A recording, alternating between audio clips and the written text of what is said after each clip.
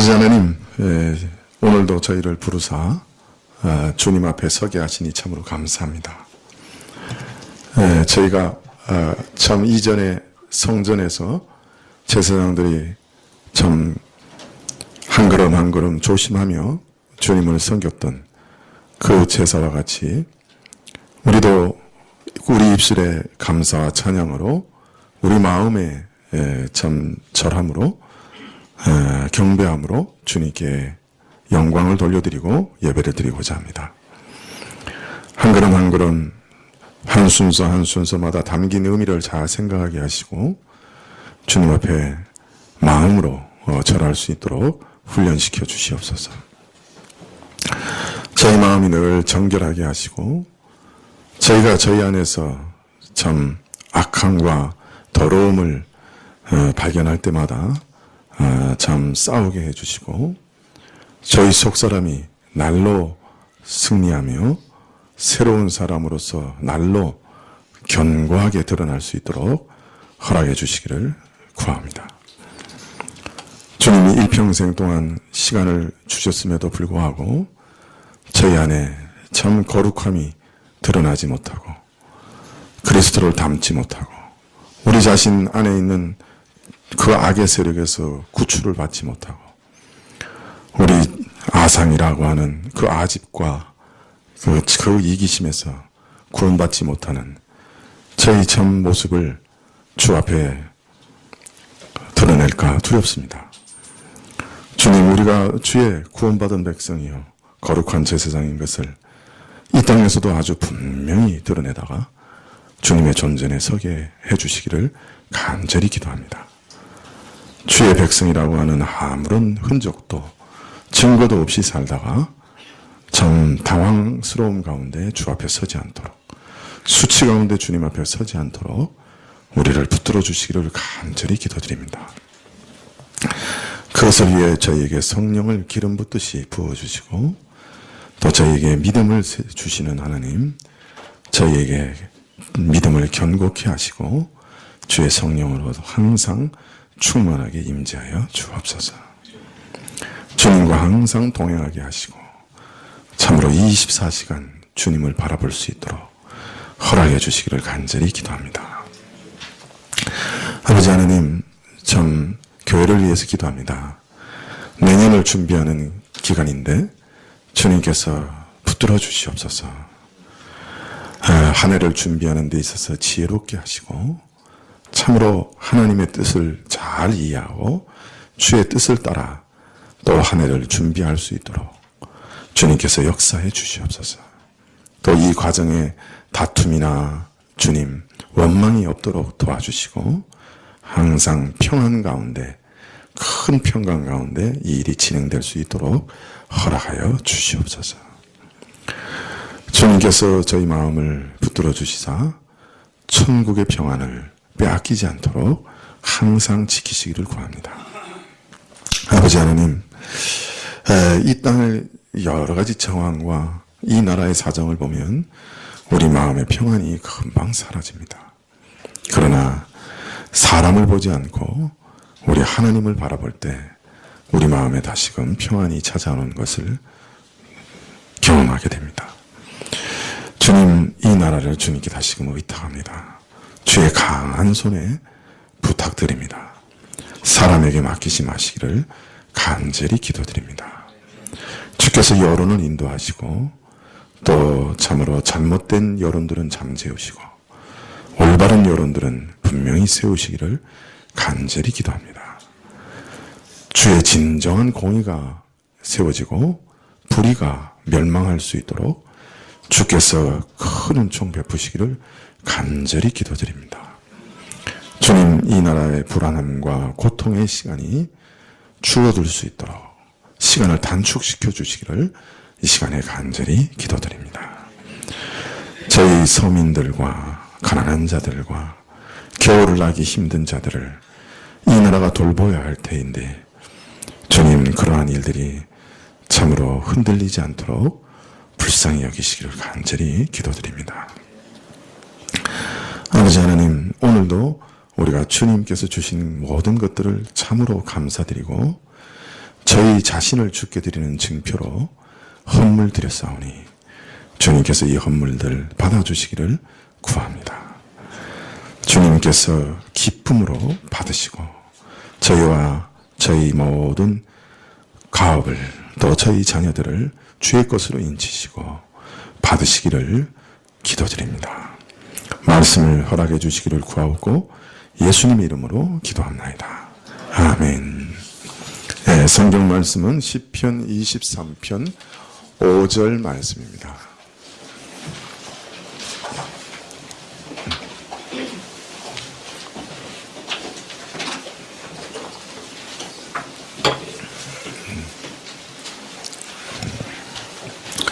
네, 시편 23편 5절 말씀입니다.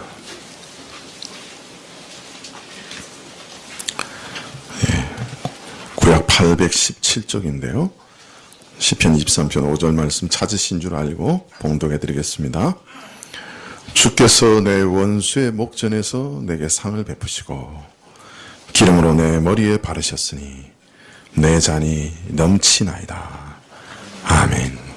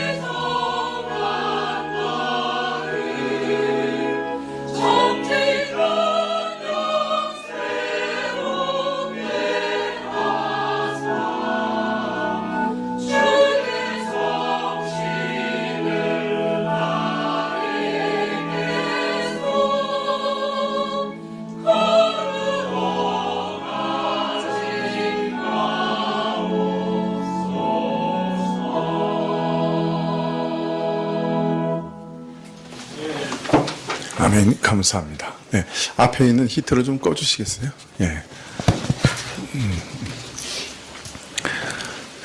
미국에 있는 아주 권위 있는 어떤 연구소에서 어떤 집단이나 사람이 다른 사람들이나 어떤 다른 집단에 영향을 끼치기 위해서는 얼마나 차이가 나야 되는가 그런 것들을 연구를 하고 발표를 했습니다. 뭐 이런 얘기입니다. 어떤 교회가 아주 도덕적인 영향력을 사회에 끼치기 위해서는 사회의 모든 일반인들과 어떤 차이가, 얼마나 차이가 있어야 되느냐. 조사를 해보니까 최소한 40%의 차이는 있어야 영향력을 끼칠 수 있다. 그렇게 얘기를, 그 결과를 보고했습니다. 이 40%의 차이라는 것은 이런 거죠. 만일 이제 그 세상에 있는 모든 일반적인 사람들 100명을 뽑았을 때 100명 중에 거짓말을 하지 않는 사람이 몇 명이나 있느냐. 그랬을 때 20명이 있다. 그런데 만일 교회가 그런 세상에서 거짓말을 하지 않는 아주 선한 영향력을 끼치려면 그러면 몇 %의 차이가 있어야 된다고요? 40%. 그러면 교인 100명 중에 몇 명은 거짓말을 하지 말아야 된다는 거예요. 60명이요. 그죠? 왜냐하면 일반 세상 사람들은 20명은 거짓말을 하지 않기 때문에 40% 차이가 나려면 거기에 40명이 더해져야 되는 거예요. 그러니까 100명 중에 60명은 거짓말을 하지 않아야 교회가 이 땅에서 그 거짓말하지 않는 신뢰성에 있어서 그 선한 영향력을 끼칠 수 있다는 거예요. 그런데 그 연구소에서 어떻게 조사를 했냐면, 어떤 조사를 했냐면, 한 달에 몇 번이라도 포르노를 보는 사람이 몇 명이냐. 그 일반인들한테 조사를 했더니 30명이라. 100명 중에 30명. 100명 중에 40명. 40명이 포르노를 본다. 일주일에 몇 번이라도. 그러니까 그래서 이제 믿는 사람들한테 조사를 했어요. 몇 명이 보느냐? 몇 명이 봤을까요? 미국 사람. 100명 중에. 일주일에 한두 번이나 본다. 30명. 그래서 그 연구소에서 그 보고를 하기를 미국 교회는 이런 분야에 있어서는 전혀 세상에 영향을 끼칠 수가 없다. 그렇게 결론을 내리는 것을 읽은 적이 있습니다. 오늘은 이 세상에 영향력을 끼치는 교회에 대해서 좀 말씀을 드리려고 합니다. 다윗은 오늘 시편 23편 5절에서 자신의 머리에 자신의 목자가 기름을 바르셨다. 이렇게 말씀하고 있습니다. 정확하게 번역하면 기름을 부었다. 그런 의미입니다. 기름을 부었다. 구약에서는 하나님이 사용하시는 왕이나 제사장 이런 직분자들에게 기름을 붓습니다. 그 취임식에 기름을 붓습니다.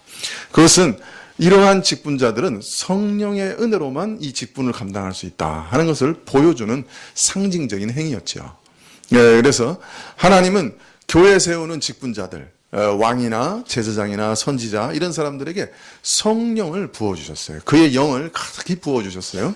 그래서 이 땅에서 자신을 성령의 능력으로 섬기게 하셨던 것이죠. 오늘 다윗은 얘기하기를, 노래하기를 하나님께서 성령의 기름을 자신의 머리에 가득히 부어주셔서 자기 잔이 넘치게 하셨다. 그렇게 말합니다. 자신의 분복을 넘치고 자신의 원함을 넘치고 자신의 기도를 넘치는 그런 은혜를 성령을 통해서 베푸셨다. 성령의 능력과 지혜를 베풀어 주셨다. 넘치는 은혜를 베풀어 주셨다. 그렇게 노래하고 있습니다. 자신의 백성을 다스리기에 필요한 모든 성령의 은혜와 능력을 넘치게 부어주셨다. 자, 그런데 지난 시간에 이처럼 성령을 부어주시사 하나님의 사람으로 하여금 하나님을 섬기게 하시는 이런 은혜는 다윗에게만 한정되어진 것은 아니다. 다윗에게만 주어진 것은 아니다. 이렇게 말씀을 드렸습니다. 왜냐하면 우리 모든 신약교회의 신자들은 사실상 하나님의 제사장으로 이 땅에서 부름을 받았기 때문입니다. 베드로전서 2장 9절에 보면 우리 모든 신자들을 향해서 이렇게 말씀합니다. 너희는 택하신 족속이요 왕같은 제사장들이요 거룩한 나라요 그의 소유된 백성들이다. 이렇게 말씀하고 있죠. 이 말씀은 사실 종교개혁 시대에 있어서도 아주 결정적인 말씀이 되었죠. 신부라고 하는 분들을 통해서만 하나님께 나갈 수 있고 하나님께 복을 빌 수 있다. 이렇게 교회에서 가르쳤는데 오늘 이 말씀을 통해서 모든 사람들이 하나님께 직접 나갈 수 있는 제사장들이다. 만인이 제사장이다. 신부만 아니다. 이렇게 해서 그 신부의 그 모든 중재권을 부정한 것이 종교개혁의 시작이었죠. 그래서 만인 제사장론이다. 이제 그런 얘기가 이 말씀을 통해서 나왔는데요. 분명한 것은 하나님께서 우리 신자들을 자신의 제사장들로 세우셨다. 그렇게 말씀하고 있는 것입니다. 여러분, 제사장이라고 하는 것은 무슨 일을 하는 사람들이죠? 제사를 지내는 사람들이죠. 어디서 제사를 지냅니까? 하나님의 성막에서 제사를 지내죠. 구약에서 성막은 하나님께서 가시적으로 눈에 보일 정도로 임재하시는 그런 장소였습니다. 하나님께서 거하시는 곳이었습니다. 하나님의 거룩한 임재가 있는 성소에 제사장들은 나가서 하나님을 섬길 수 있는, 제사를 드릴 수 있는 특별한 은혜를 얻은 사람들이었습니다. 하나님은 죄가 없으시고 거룩하신 분이시라 성막에서 임재할 때 함부로 아무나 성막에 나와서 일할 수 없도록 결정하셨어요. 그리고 하나님이 결정하신 외인이 성막을 침범하면 죽이게 되어 있었죠. 레위인들도 그 성막에서 수종드는 모든 일에는 손을 대지 못했습니다. 그냥 성막에서 필요한 나무를 캐고 나무를 베어오고 물을 길러오고 이런 일밖에 못했어요. 그 진짜 하나님을 섬기는 중요한 모든 제사의식은 제사장만 할 수 있었습니다. 이런 특별한 은혜를 입은 제사장에게 있어서 하나님이 요구하신 것은 일반 백성들보다 훨씬 뛰어난 성결함과 거룩함이었습니다. 그래서 아예 그 대제사장 같은 경우는 그가 입고 나가는 옷 위에 관을 쓰는데 그 관에 여호와 앞에 성결이라 이렇게 써서 나가게 했습니다. 그리고 그의 삶과 그 모든 옷이나 그 모든 생각마저도 거룩하고 그의 결혼 생활이나 그 모든 삶도 아주 거룩해야 된다고 하나님께서 명하셨던 것이죠. 이런 성결은 너무나 엄중한 것이어서 나답과 아비후라고 하는 제사장은 하나님이 명하시지 않는 다른 불을 제단에 들이다가 그 자리에서 죽기도 하였습니다. 하나님께 나아가서 그를 섬기는 이 축복과 은혜는 엄중한 책임을 포함하고 있는 것이죠. 물론 나중에 우리를 위해 하시는 대제사장이 이처럼 완전한 성결을 가지고 하나님 앞에 서게 되실 것이고 그러한 성결함을 우리에게 은혜로 주실 것을 보이시는 일이기도 합니다.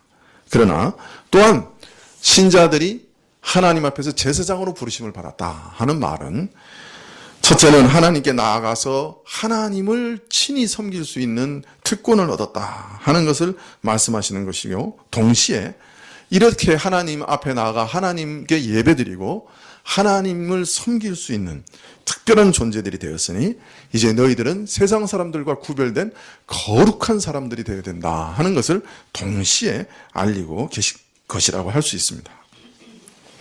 그래서 구약에서 제사장에게 이렇게 엄격한 거룩함을 요구한 것은 하나님이 제사장에게 요구하시는 거룩함이 이렇게 엄격하다 하는 것을 보여서 오직 유일한 대제사장이신 예수님만이 우리를 위해 죽으실 수 있고 우리를 위해 참된 제사를 드리실 수 있다 하는 그 사실을 보여주시는 것이 더 우선이지만 그러나 동시에 우리에게 계속해서 보여주시는 것은 제사장이라고 하면 일반 세속 사람들과는 다른 특별한 거룩함이 그 자신들에게 있어야 한다 하는 것을 알리고 계신 것입니다.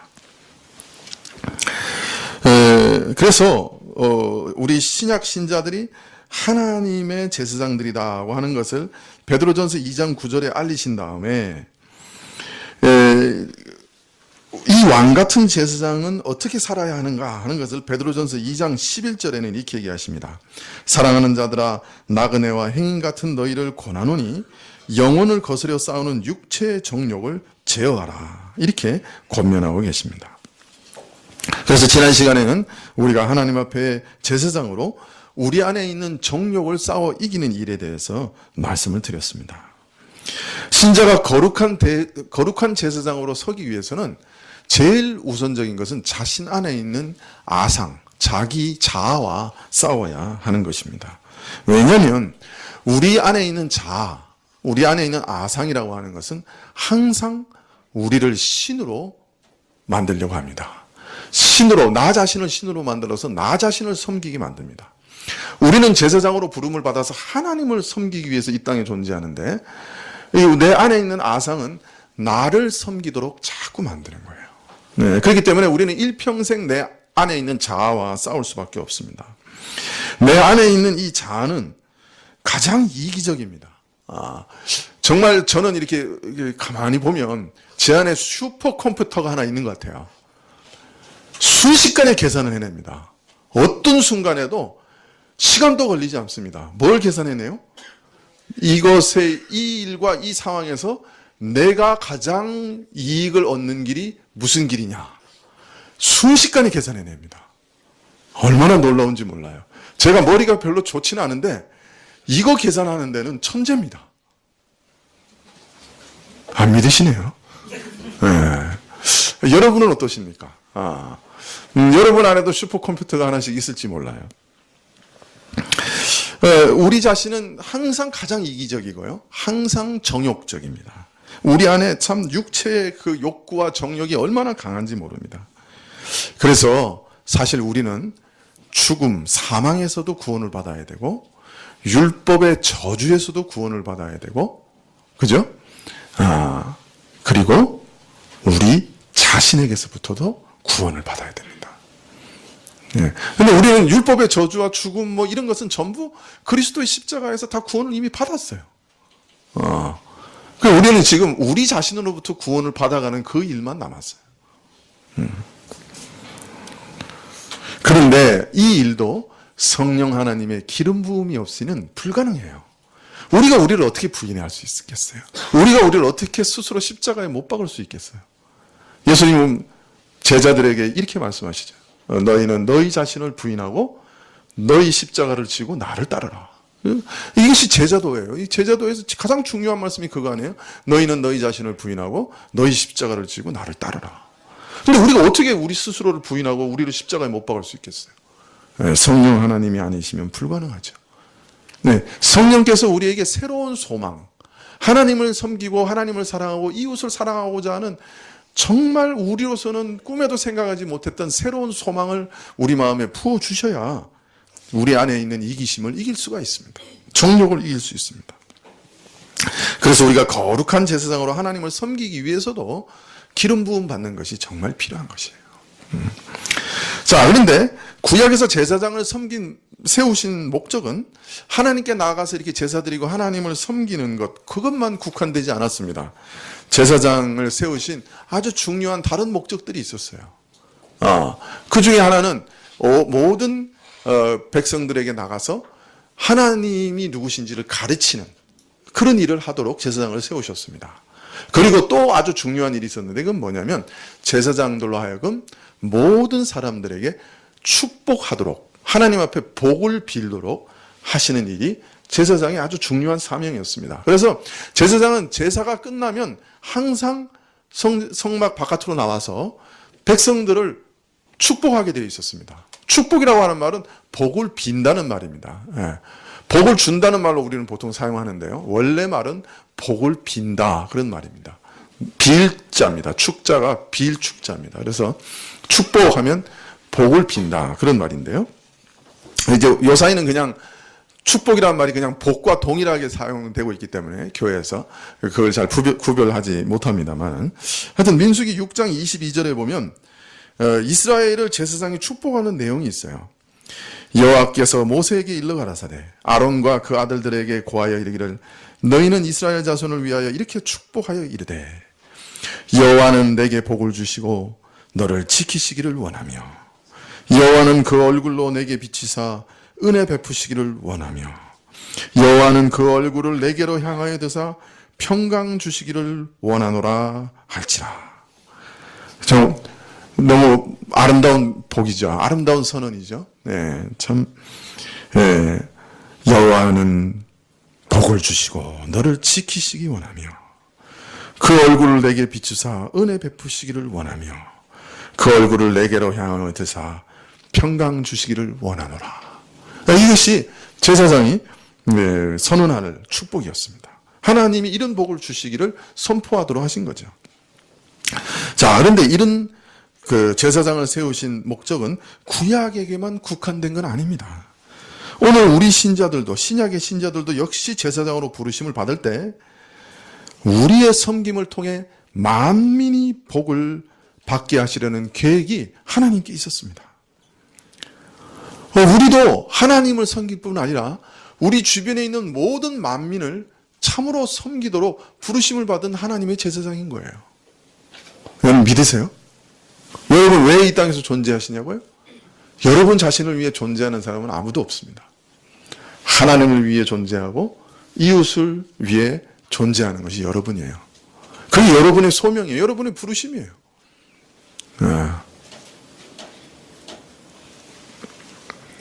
자, 그러면 어떻게 복을 만민에게 전달하느냐? 그것은 마태복음에 보면 이렇게 말씀합니다. 너희 선한 행실로 하나님께 영광을 돌리게 하라. 너희 선한 행실을 보고 모든 사람이 하나님께 영광을 돌리게 해라. 여러분이 예수님 믿게 됐으면 사람들이 알아야 돼요. 저렇게 개망난이었던 사람이 저렇게 바뀔 수가 있어? 야, 저렇게 이기적이었던 사람이, 자기만 알았던 사람이 어떻게 저렇게 바뀌었지? 야, 어떻게 저렇게 사납고 가까이 갈 수 없었던 사람이 저렇게 온순해지고 평화를 사랑하는 사람이 되고 화평을 쫓는 사람이 됐지?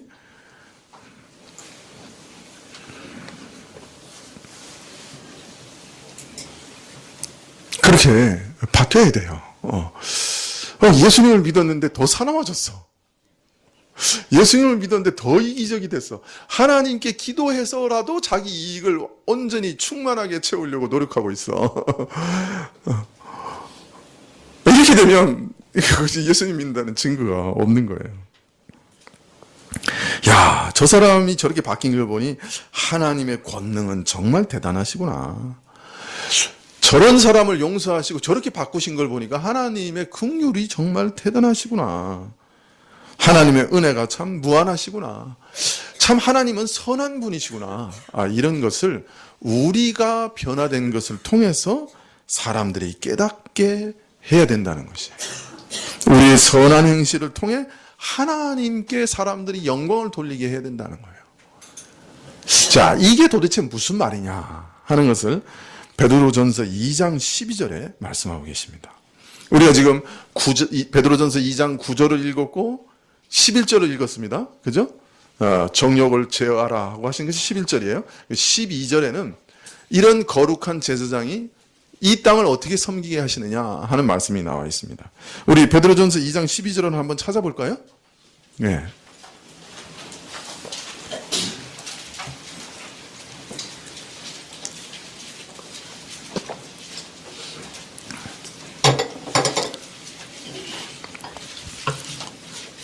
자, 그럼 한번 같이 읽어볼까요? 베드로전서 2장 12절. 베드로전서는 제일 뒤쪽에 있습니다. 신약에. 네. 신약 379페이지네요. 제가 가지고 있는 성경은. 예. 이게 찾으셨습니까? 예, 다 같이 한번 읽어보실까요? 시작. 너희가 이방인 중에서 행실을 선하게 가져 너희를 악행한다고 비방하는 자들로 하여금 너희 선한 일을 보고 권고하시는 날에 하나님께 영광을 돌리게 하려 함이라. 자, 너희 선한 행실을 보고 하나님께 영광을 돌리게 하라 하는 말씀이 무슨 의미인가 하는 것을 좀 더 구체적으로 설명하시는 말씀이 베드로전서 2장 12절의 말씀입니다. 자, 믿는 자는 선하신 하나님의 제사장으로서 누구를 향해서든지 언제든지 어디서든지 아름다운 행실을 보여야 됩니다. 그렇지만 오늘 말씀은 특별히 이방인 가운데서, 즉 하나님을 알지 못하고 인정하지 못하는 불신자들 가운데서, 세상 가운데서 그렇게 선한 행실을 하라고 가르치고 있습니다. 혼자 가만히 살면서, 혼자 묵상하면서 아무도 직접거리지 않을 때 선하게 살 수는 얼마든지 있겠죠. 그런데 이 세상 가운데서 세상 속에서 살아가면서 선을 행하라고 하시니 야, 이거 참 얼마나 어렵습니까? 우리 가운데는 젊은 분들도 있으시고 좀 연세가 좀 든 분도 계십니다만은 이 세상에서 수십 년간 살아오면서 세상이 얼마나 힘들고 어렵다고 하는 것을 몸으로 체험하신 분들이 많을 것입니다. 물론 이 땅에서는 아직 좀 인정도 남아있고 참 제 한 몸 추스르기 힘든 처지에서도 가난한 사람들을 돕는 그런 아름다운 모습들이 완전히 사라진 것은 아닙니다만은 그러나 대체로 말하면 이 세상 형편은 참 험악하고 참 세상살이는 공고하다. 그렇게 말하지 않을 수 없습니다. 어떤 면에서는 한치의 빈틈만 보여도 여지없이 허점을 파고들려고 합니다. 참 저 사람을 무너뜨리고 짓밟아야 내가 산다고 하는 것이 사람들의 일방적인 생각입니다. 자, 그러니 매일 그 마음이 얼마나 불안합니까? 사실은 전전긍긍하며 살아가지요. 혹시나 내가 예상하지 못했던 그런 이상한 일들이 생기지 않을까 사방을 둘러보면서 살 얼음판 걷듯이 세상을 살아갑니다. 모두가 신경을 곤두세우며 살아가는 것이 사실이죠. 모두가 경쟁 상대죠. 그저 까딱하면 망할 판이니 먹힐 판이니 참 긴장을 하지 않고는 살아갈 수가 없어요.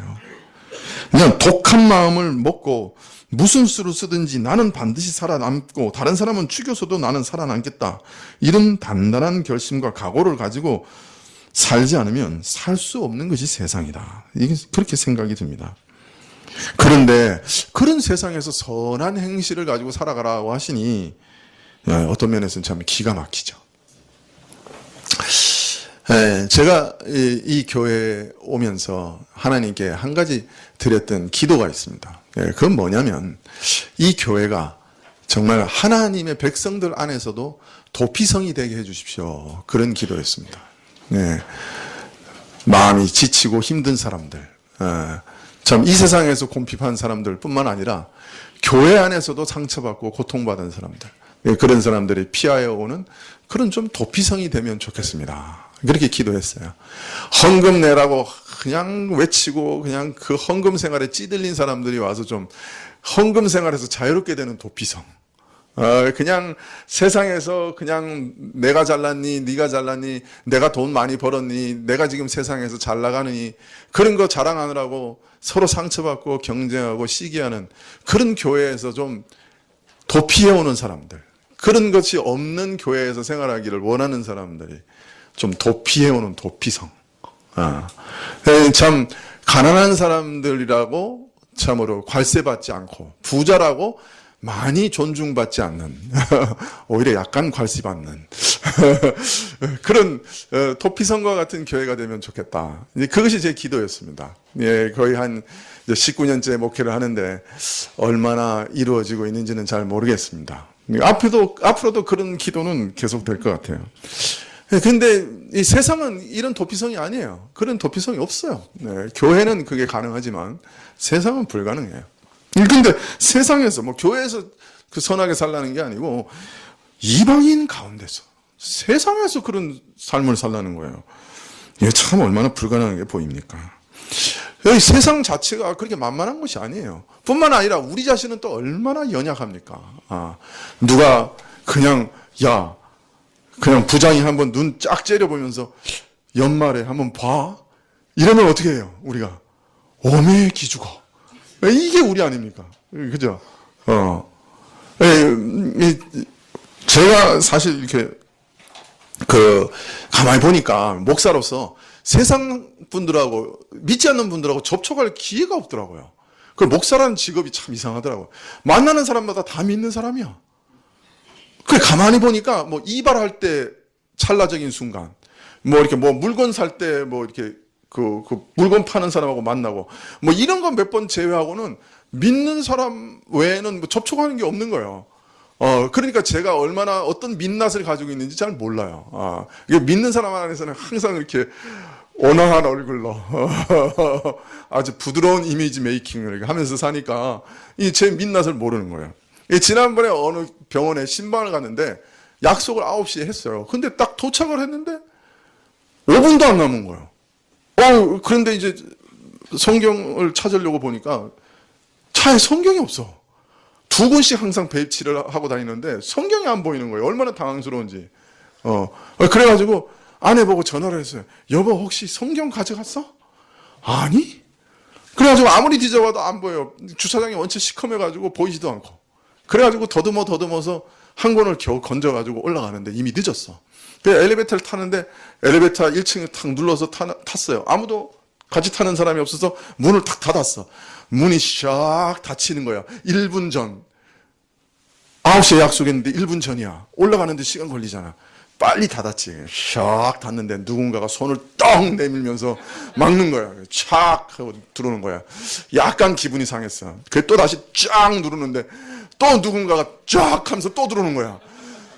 그때 그냥 가만히 있었으면 되는데 마음속에서 있는 생각이 그냥 입으로 나왔어요. 모르게 그냥 혼잣말로 진짜 급하니까 도와주질 않네. 그 말을 하는데 그 옆에 탔던 여자분이 저를 아래 위로 째려보기 시작하는 거예요. 째려보는데 제가 들고 있는 파란색 성경에 눈이 다 꽂혔어요. 이게 19층까지 올라가는데 계속 성경만 쳐다보고 있는 거야. 얼마나 창피한지. 그냥 그때 왜 그냥 입을 놀려가지고 그냥 하나님의 영광을 이렇게 가리냐 막 이러면서 속으로 그냥 막 양심이 그냥 막 그냥 아프고 그냥 얼굴이 벌개져가지고 그냥. 그래서 다음번부터는 그냥 내가 성경 가방을 들고 다녀야지. 그냥 어디서 새는 바가지가 어디서 샌다고. 그죠? 언제 셀지 모르잖아요. 네. 참 이렇게 연약하면서 어떻게 하나님께 영광을 돌려야 되는가? 선하게 살아서 하나님께 어떻게 영광을 돌리는가? 이게 실현 불가능하게 들릴 뿐이에요. 자, 근데 아예 관심이 없는 사람은 맨날 들어도 이 말씀만큼 잘 잊어버리는 게 없어요. 그냥 목회자 맨날 그렇게 그냥 선하게 살아라. 이방인들 중에도 이제 거룩한 모습으로 살아야 된다. 이래도 관심이 없으면 그거 나하고 상관없는 일이기 때문에 그냥 잊어버리는 거예요. 오늘도 아마 돌아서면 잊어버릴 사람이 있을지도 몰라요. 귀담아 듣질 않죠. 그런데 이거 귀담아 듣고 그래도 한번 실행해 보려고 하는 사람은 이게 기가 막힌 일이라. 세상도 완악하고 나도 연약한데 그럼 어떻게 이 말씀을 실현할 수 있는 거예요? 이제 절망할 수밖에 없죠. 네. 이거 우리가 한두 해 살았습니까? 세상에서. 세상이 어떤 세상인지 우리가 얼마나 참 알잖아요. 얼마나 시기 질투하고 그냥 조금만 잘 되면 끌고 내리려고 그러고 약점만 있으면 뒤에 가서 쑤시고 그냥 위에 있는 사람들한테 그냥 선한 평가를 갖다가 전하는 사람은 거의 없죠. 항상 악평하죠. 그죠? 안 그래요? 부장이, 그 누구 어때? 그러면, 이게 좋고, 이렇게 말하는 사람 별로 없죠. 이렇게, 하긴 한데, 그런데 이렇다고, 이제, 이렇게 얘기하죠. 그런 데서 선한 일만 하고 살아가야 된다. 참, 세상 것 바라보면서, 나도 저런 거 좀 누리면 살아보면 좋겠다. 풍족하게 좀 살면 좋겠다. 이런 욕심 다스리는 것도 쉽지 않은데 그거에 더해서 세상에서 선하게 살아가라. 참, 그 선한 것으로 하나님께 영광을 돌리라. 이런 말씀을 하면 그냥 체념할 수밖에 없는 거죠. 절망하는 거죠.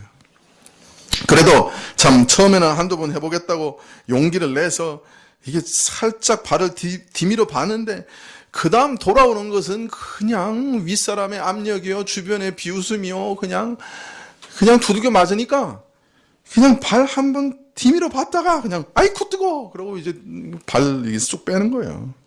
이렇게 해가지고 살아남지 못해. 딱 결론을 내려버리는 거죠. 그래서 아무리 설교를 해도 그건 목사님은 그렇게 사세요. 목사님은 가능해요. 그러나 목사님 안 살아봤잖아요. 목사님이 세상에서 살아봤어요? 안 되는 것 몰라요. 그러면은 샤타를 딱 내려요. 그래서 이런 말씀 아무리 전해도 그냥 나하고는 상관없는 말씀 이러고 이제 넘어가는 거예요. 그냥 비현실적인 이상론에 불과하죠. 마음속에 결론을 딱 내렸어요. 이미 세상살이에서 수십 년 확인해 본 것이기 때문에 더 이상 뭐 이렇게 고려해 볼 필요가 없는 거예요. 이건 결론이 났어. 그렇게 해서 결론을 내립니다. 그렇죠? 자, 그런데 한 가지 이상한 일이 생겨요. 나의 마음속에 이런 결론 이미 내렸는데 교회 와서 자꾸 말씀을 듣고 또 하나님 앞에 엎드려 기도하고 마음의 은혜를 구하는 가운데 종종 이상한 일이 생기는 거예요. 비현실적인 말씀에도 불구하고 내 경험으로는 내 머리로는 도저히 수긍이 안 되는 터무니없는 말씀인데도 불구하고 그 말씀을 듣는데 그 마음이 참 이상하게 자꾸 움직이는 거예요. 하나님의 말씀이 내 마음을 자꾸 흔드는 거예요. 그 자꾸 나를 깨우는 거예요. 네, 참 그러면서 나 같은 자를 오늘도 여전히 사랑하시고 불쌍히 여기시고 참 선대하시는 그 하나님의 사랑이 내 마음에 자꾸 이렇게 떠오르는 거예요. 내가 하나님 앞에서 얼마나 큰 사랑을 받았는데, 얼마나 큰 은혜를 받았는데, 내가 이렇게 살면 안 되지. 내 욕심대로 살면 안 되지. 내가 이렇게 사람들을 미워하면서 이렇게 살면 안 되지. 그 참 하나님의 은혜가 내 마음을 자꾸 녹이는 거예요. 네. 내가 이런 하나님의 사랑을 배반할 수 있나? 이런 생각이 드는 거예요. 여러분, 이게 뭐냐면 성령의 기름 부으심입니다. 이런 게 바로 성령의 기름 부으심이에요. 네. 내가 가질 수 없는 이상한 생각이 내 마음을 찾아오는 거예요. 이거 참, 생뚱맞는 생각이죠, 어떤 면에서. 원래는 내한테 없었던 생각이에요. 그런데 성령께서 내 마음에 이렇게 오면 그 사람들이 불쌍하게 보이는 거예요. 이해도 되고, 그리고 또 선한 마음이 생기는 거예요. 그거 참 이상하죠.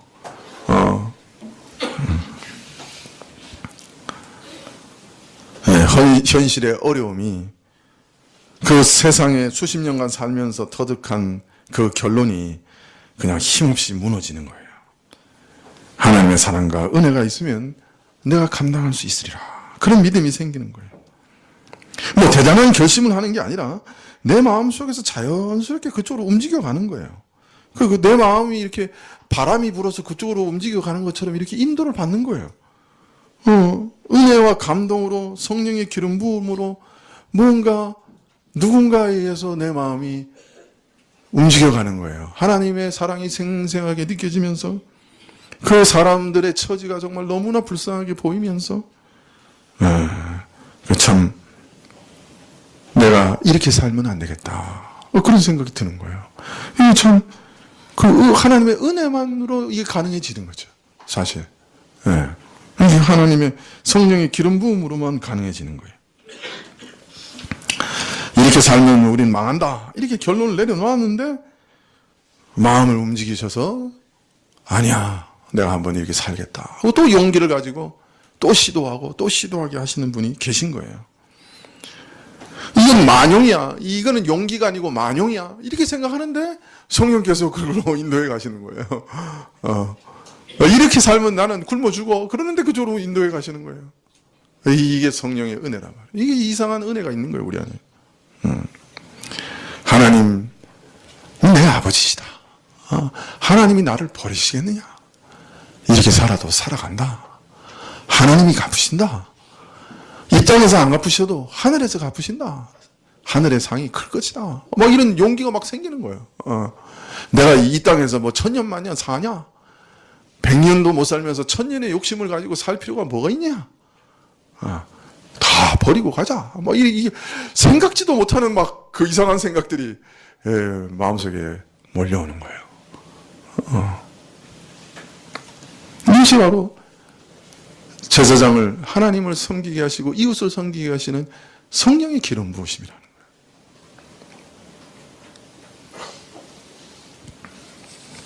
자, 그러면 왜 세상 가운데서 선한 행실을 자꾸 행하라고 하시느냐? 그 이유에 대해서 이렇게 얘기하십니다. 너희를 비방하는 자들로 하여금 너희 선한 일을 보고 권고하시는 날에 하나님께 영광을 돌리게 하시기 위해서다. 자, 그 이유가 참 복잡해요.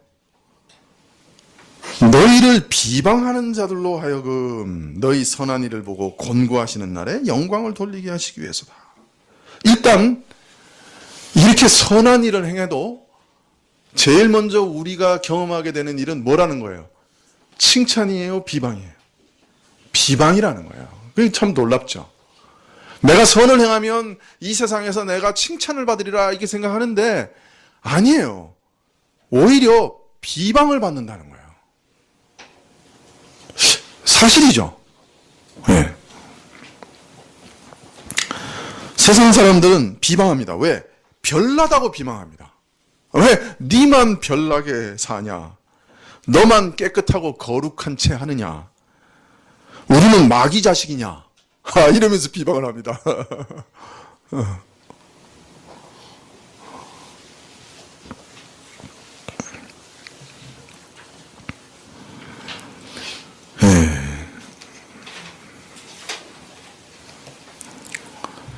선하게 살면 비방을 안 받을 것 같은데 비방을 받습니다.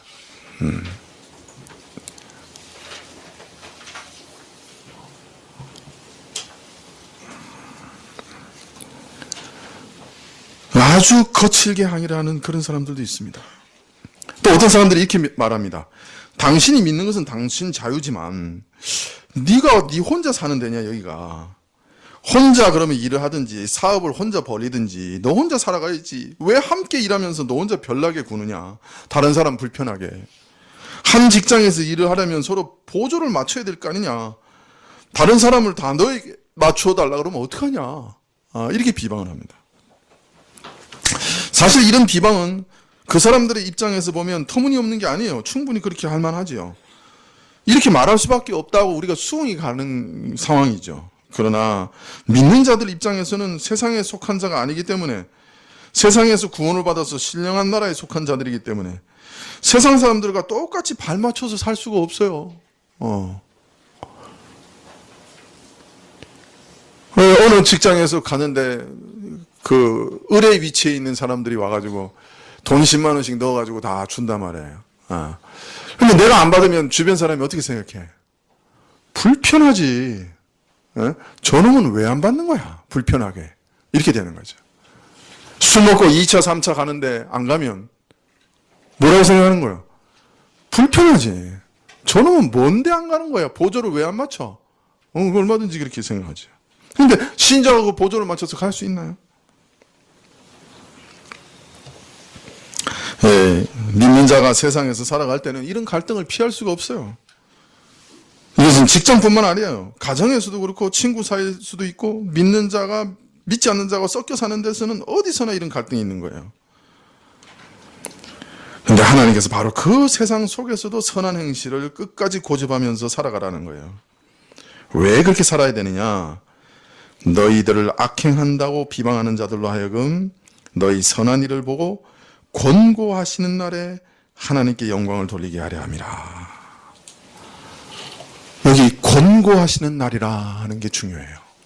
사람들은 일반적으로 항상 우리를 비방해요. 칭찬하는 게 아니에요. 아무리 선을 행해도 비방해요. 자기하고 다르다고 비방을 하는 거예요. 그런데 어떤 날이 있냐면 하나님이 권고하시는 날이 있다는 거예요. 그렇게 비방하는 자들이 하나님의 권고를 받을 때가 있다는 거예요. 양심의 가책을 느끼는 날이 있다는 거예요. 신자들의 선한 행실을 보고 충격을 받고 마음을 돌이키는 어떤 날이 있을 수 있다는 거예요. 저놈은 왜 저렇게 살지? 저놈은 왜 이런 대가를 지불해서까지 교회에 가려고 그러지? 저놈은 미쳤나? 그런 생각이 드는 거예요. 제가 목사님 성함이 잘 기억은 안 나는데 목사님 맞죠? 키에르케고르인가? 이런 얘기 한 적이 있어요. 신자는 항상 불신자들로부터 갈증을 일으키는 사람들이 돼야 된다. 신자는 세상의 소금이기 때문에 항상 이웃들로부터 갈증을 일으키는 사람이 돼야 된다는 거예요. 무슨 갈증? 궁금증의 갈증.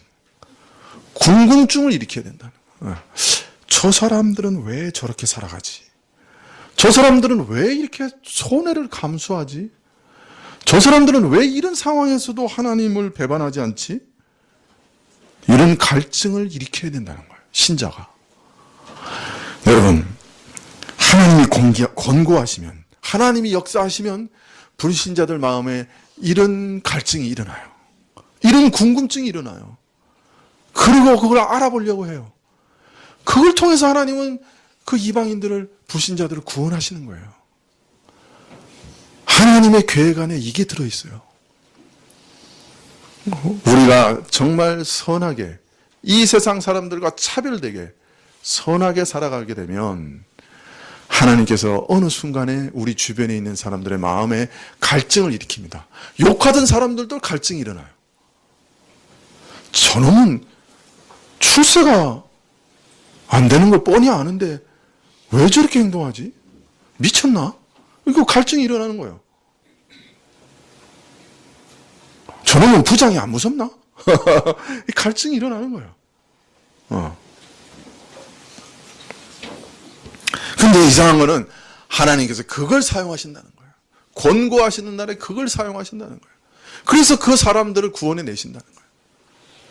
모든 사람들이 다 선한 것을 보고 하나님을 찬양하는 게 아니에요. 다 비방한다고요. 그런데 그 선한 것을 보고 양심의 가책을 받고 갈증을 일으키는 몇몇이 있다는 거예요. 반드시 있다는 거예요. 하나님은 그렇게 계획하셨기 때문에. 설마 그런 일이 있겠나 그렇게 생각할지 몰라도 권고를 받는 사람들이 생긴다는 거예요.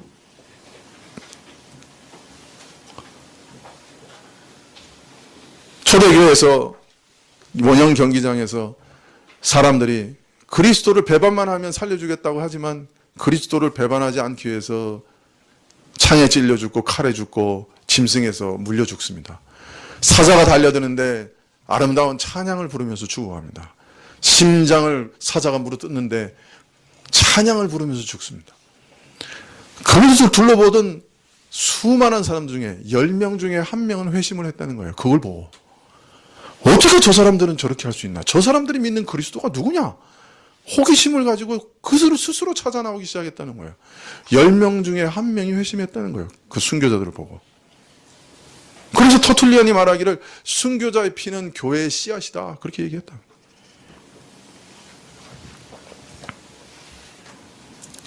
우리가 이 세상을 섬기는 거룩한 제사장으로 부르심을 받았는데 어떤 모양으로 섬기게 되느냐.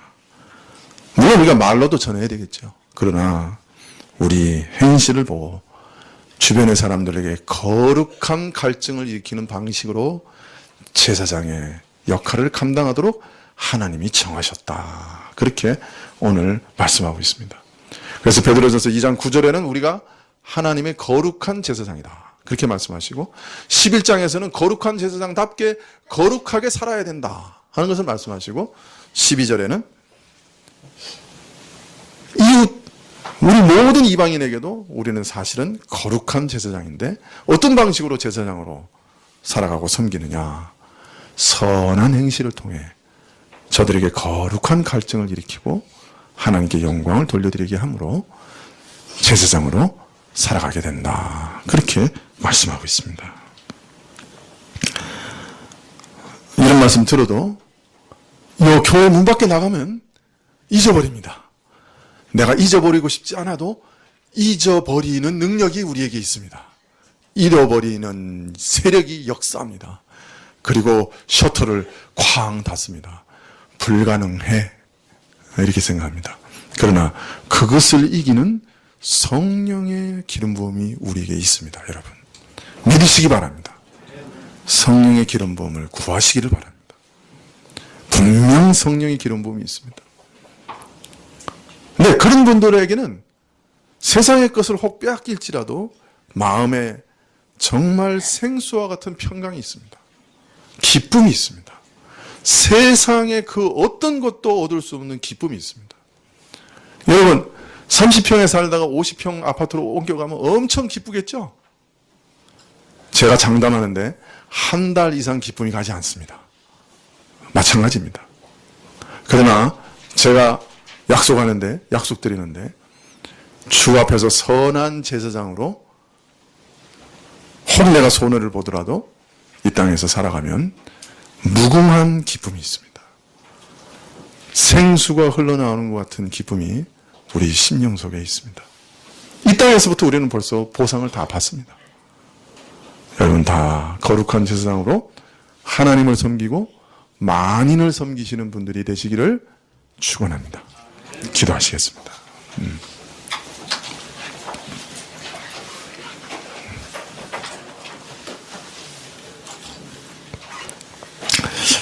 하나님, 우리를 택하시고 부르시고 구원하신 그 거룩한 목적에 대해서 가르쳐 주시니 감사합니다. 그러나 이런 말씀 앞에 우리는 깊이 절망도 하고 우리의 무능과 연약함을 돌아보면서 참으로 하나님께 구원을 구할 뿐입니다. 주여, 우리 죄를 고백하고 우리의 연약함을 고백하오니 우리를 붙들어 주옵소서. 주의 성령의 기름 부음을 우리에게 주시옵소서. 우리를 먼저 거룩하게 해 주시옵소서. 또한 우리를 선하게 해 주시옵소서. 선한 영향력을 드러낼 수 있게 해 주시옵소서. 세상과 차별되는 거룩함을 우리에게 주시고 세상과 차별되는 선함을 우리에게 주시옵소서. 그것이 뚜렷하게 드러나게 해 주시옵소서. 그래서 우리가 이 땅에 만민을 섬기는 제사장으로 굳게 서게 하옵소서. 예수님의 이름으로 기도합나이다. 아멘.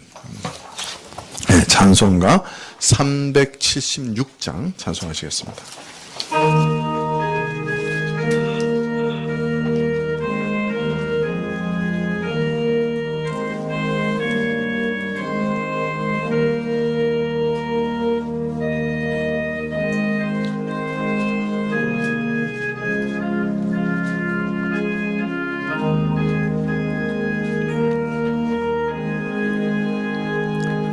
내 평생 소원 이것뿐 주의 일 하다가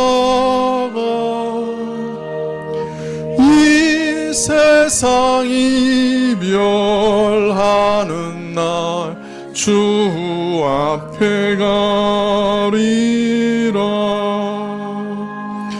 꿈같이 헛된 세상을 취할 건 무엇냐.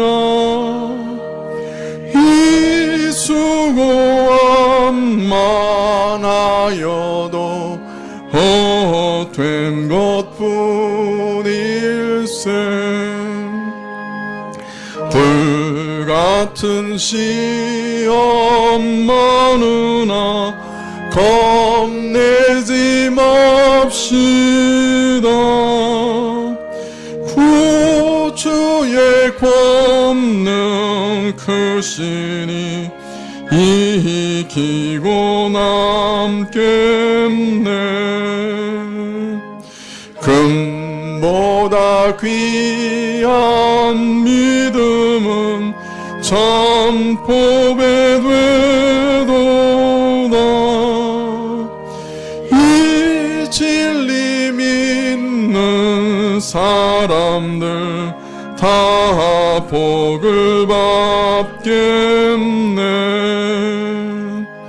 살같이 빠른 광음을 주 위에 앞기세.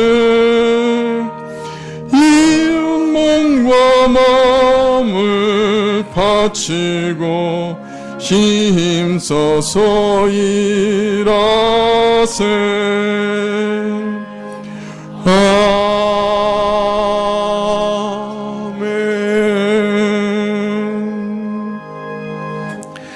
예배 후에 연말 예결산 제지키 있는 것 기억해 주시고 집사님들은 다 참여해 주시면 고맙겠습니다. 기도하시겠습니다. 지금은 우리 주 예수 그리스도의 은혜와 하나님 아버지의 그 크신 사랑과 이 은혜와 사랑을 깨닫게 하시고 누리게 하시는 성령님의 교통하시고 역사하심이 자신이 하나님의 거룩한 제사장으로 부르심을 받은 것을 확신하고 또 그 소명을 따라 살아가기로 결심하며 주의 성령의 은혜를 구하는 머리 숙인 주의 백성들 위해 지금부터 영원까지 함께 계실지어다. 아멘.